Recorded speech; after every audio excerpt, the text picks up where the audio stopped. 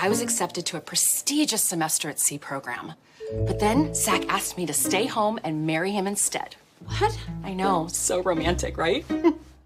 Tracey, I love what you guys do with Kelly this season, how she reevaluates giving up that semester at sea to marry Zack, and how pretty much every decision she's made since has probably been shaped by that decision. Yeah. Can you talk to me a bit about reestablishing Kelly outside of that marriage and deciding to move forward with her dream of becoming a doctor? I was a big fan of the original Saved by the Bell. And as a kid watching that episode of the college years, you know, I was probably in 7th grade or whatever, I remember being, even as, you know, a 12-year-old, being flabbergasted that that was how they decided to end that season. I love you and I want to marry you now.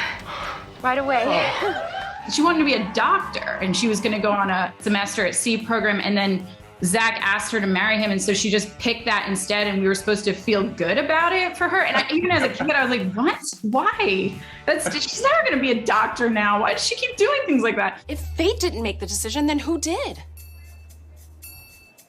My dumbass? A lot of what we do and what we mine comedy from is kind of looking at the old show and reevaluating it through a 2021 lens. It felt like it was time to give Kelly her due and let her have some of that ambition that I think people were excited in the college years that she had at first, but then, you know, it kept getting waylaid by Zack and Professor Lasky. She just couldn't catch a break. You have a new flashback to the college years in the finale where we see Jesse visit Slayer. Of course, Elizabeth Berkley wasn't in that spinoff. How surreal was it, sort of, you know, in the same way that you step back onto the Bayside set, sort of stepping back into that dorm set, and then also bringing Jesse, who wasn't part of this, part of the franchise, into that fold? It was perfect because that was, you know, the point of the clip that, you know, she just shows up at the college years for random reason. I mean, a lot of those clips were sort of like, hey, these were things that never really happened, but we're acting like they did, which was fun. But yeah, we actually built that couch to match exactly the couch and that set. And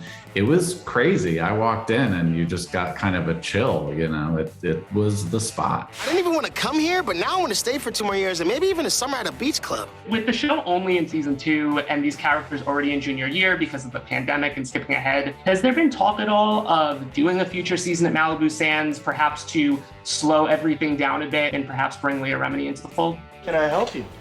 Maybe. Yes. There has been.